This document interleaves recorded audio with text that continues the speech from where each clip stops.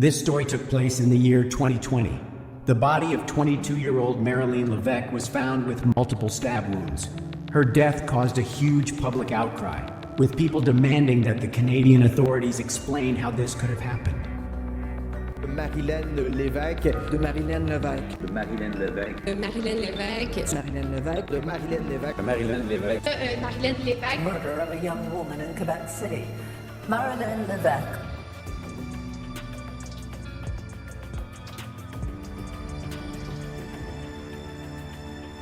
Marlene was born in 1997 to Corinne Levesque and Francois Goulet, who separated shortly after her birth. Those close to her described her as kind, outgoing, and always friendly. Originally from Chicoutimi, Marlene grew up partly with her mother and partly in foster homes. Chicoutimi is one of 3 municipalities in the Saguenay metropolitan area of the Canadian province of Quebec. She left her hometown for Quebec when she was 17 and returned after a breakup with her boyfriend. From then on, she commuted between the 2 cities, coming to the capital 2 or 3 days a week for work. Since she did not yet have a driver's license, she took the bus or used carpool services. By early 2020, she was living with her new boyfriend, Gabriel Truchon, in the Chicoutimi district, about 130 miles from Quebec. According to Gabriel, Marlene dreamed of a stable life and wanted to take the plunge into the field of architecture. But on January 22, 2020, everything changed. It was a Wednesday and Marlene was in Quebec. Her trip was work-related and Gabriel stayed in Chicoutimi. At about 9 o'clock in the evening, Gabriel became seriously worried because he could not reach Marlene.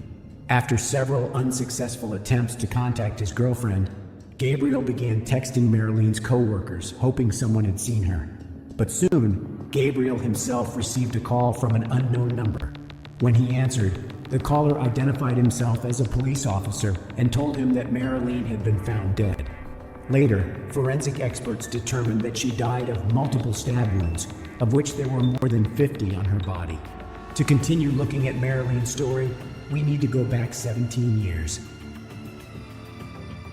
In 2003, 32-year-old Chantal Deschênes, a bartender at a hotel in Quebec, met 36-year-old Eustachio Galles, who also worked at the hotel and was her boss, in charge of the guests' meals.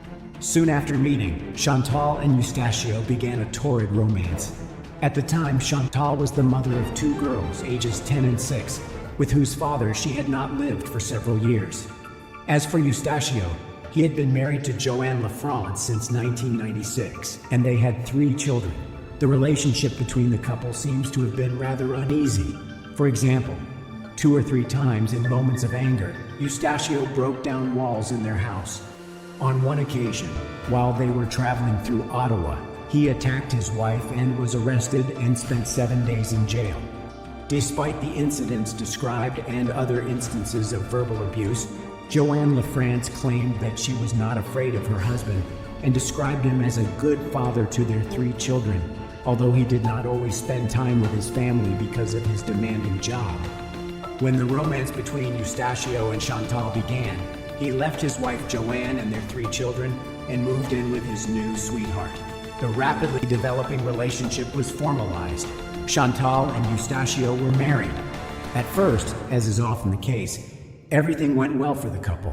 Eustachio got along well with Chantal's children, and they spent their time together, going to the movies, the ice rink, and other entertainment venues on weekends.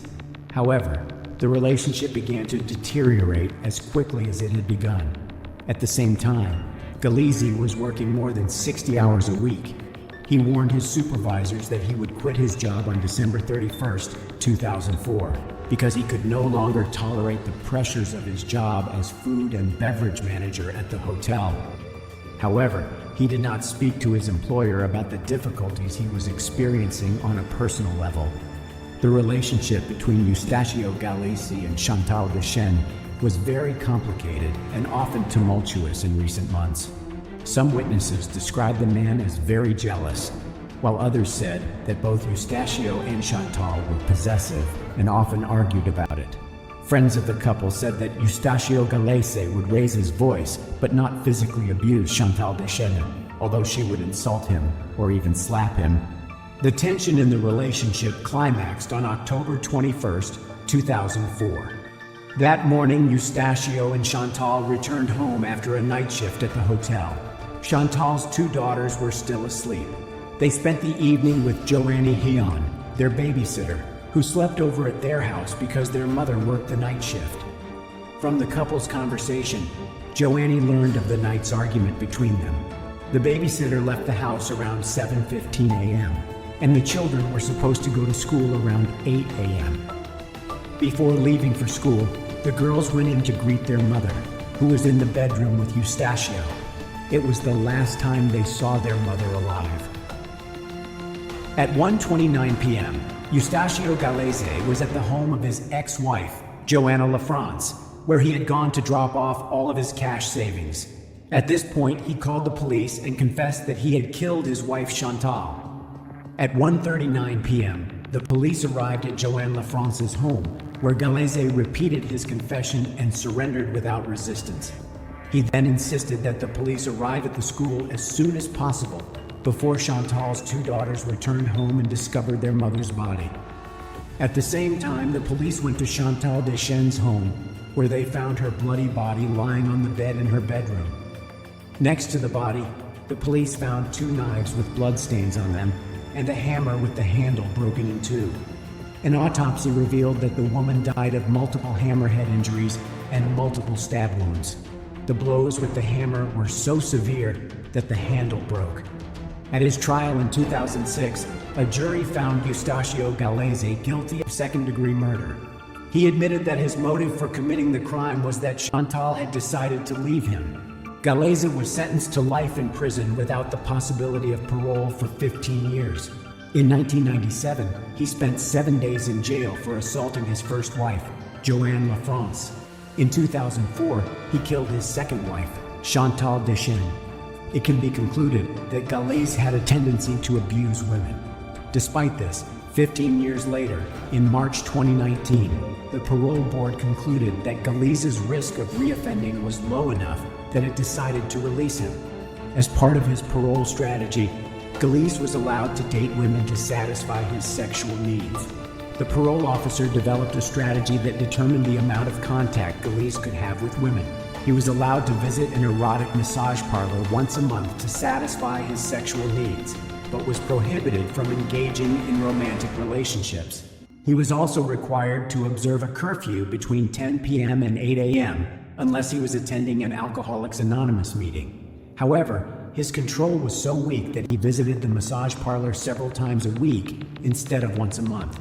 Recall that he was released in March 2019. In June, while visiting an erotic massage parlor, Gallese, 51, met 22-year-old Marlene Levesque, who worked there. Marylene's relatives, for the most part, knew that she made her living providing intimate services for money, but she told them little about it, and when she did, it was usually to make fun of it or to mention it lightly. Those close to her described her as a sensitive girl. She also became very rigid about her work. Part of her wanted to change her life and quit that job, her relatives believe. But it's not easy to go back to minimum wage when you're used to earning the equivalent of 2 weeks' work in 2 hours. How did she end up in prostitution? The circumstances are unclear, but one thing is clear. Marylee had a difficult childhood. She was repeatedly placed in foster homes.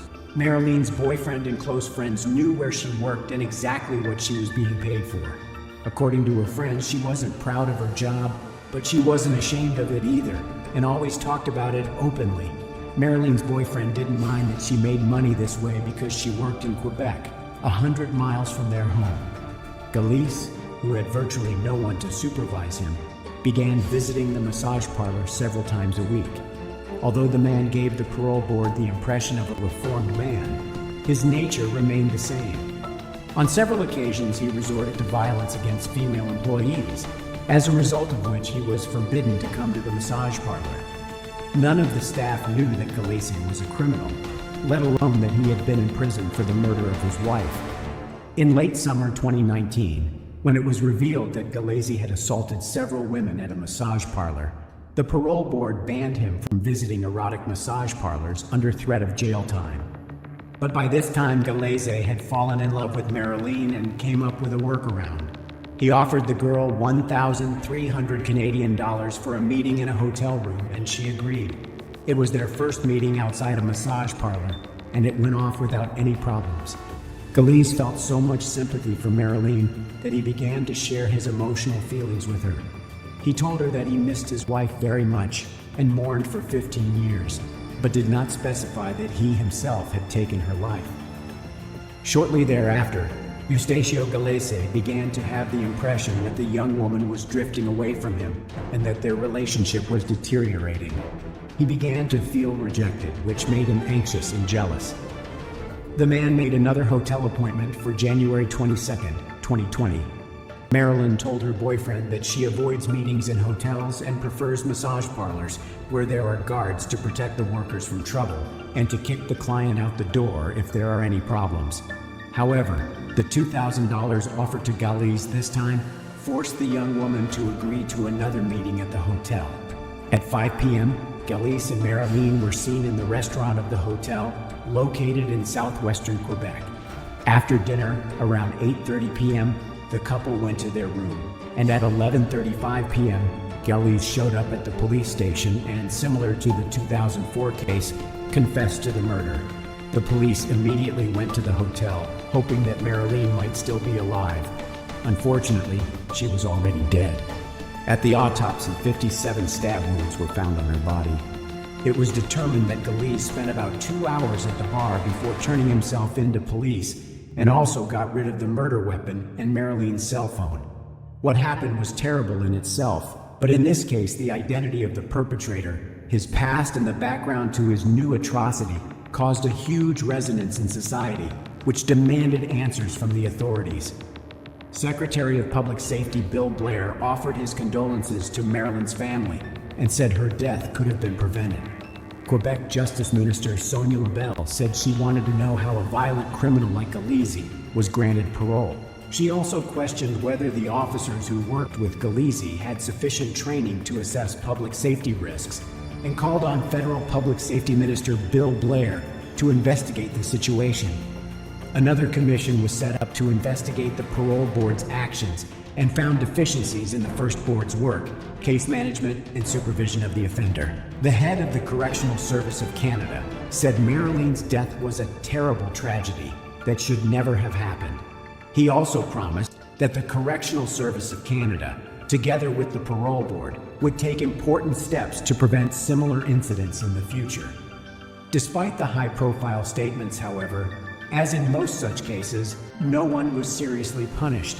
Some of the parole board employees have been transferred to other positions, and some have been sent for refresher courses. There is no way to bring the young woman back, and it is hoped that her death will give pause to those who make decisions with serious consequences. As a result of a settlement agreement between the authorities and Marylee's family, the government paid compensation for her death. The agreement prevented a lawsuit by Marylee's relatives, but the amount of compensation was not disclosed because of confidentiality agreements. It should be noted that there were those who condemned the victim because of her professional activities. Galese was originally charged with second-degree murder, but when it was discovered that he had planned the crime and purchased the knife in advance, he was charged with first-degree murder. Galese pleaded guilty, admitting that he had planned the murder in advance. At his trial in February 2020, the prosecutor told the court that Galese had feelings for Marylee and became jealous and angry when he realized that he was only a way for her to make money. Jealousy was found to be the main motive for the murder. On February 27, 2020, 51-year-old Eustacio Galese was found guilty and sentenced to life in prison. This time he will have the right to apply for parole not after 15 years, as after the murder of his wife, but only after 25 years.